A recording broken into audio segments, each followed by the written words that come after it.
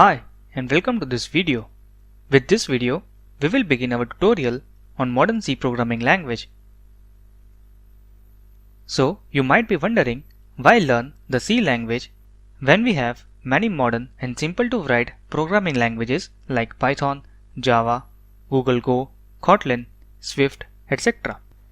Well, there are various reasons for that. I will state some of them to mark out the importance of the C programming language. First is, C is considered to be the birth of modern programming languages. Most of the modern programming languages shares the syntax of the C. So, if you know C, you can pretty much understand the code of other languages.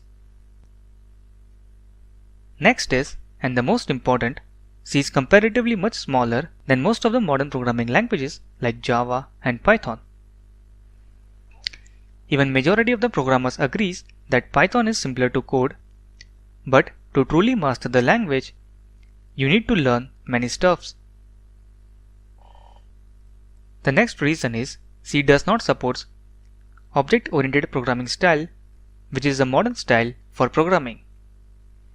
Well, you will say it's a drawback. No, even the object-oriented programming languages have all of the stuffs which C have.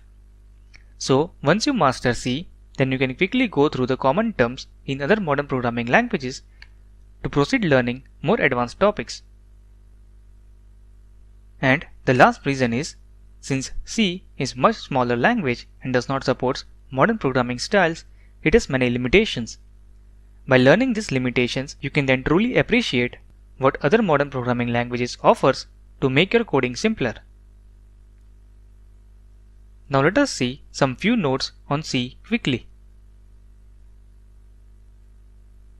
So, C was developed by Dennis Ritchie in 1972.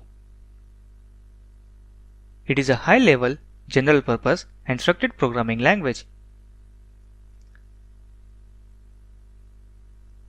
It is currently majorly used for writing system softwares like operating systems, device drivers, etc. and embedded programming. So, as I stated earlier, most of the modern programming languages which came after C shared the C syntax, example C++, Java, Python, etc.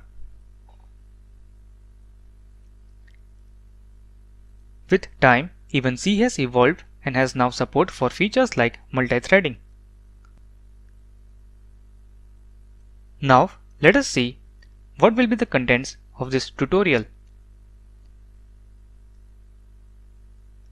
So, you will learn about basic elements of C like data types, variables, statements, etc. Then, you will learn about conditions and loops, which forms the basics of structured programming style.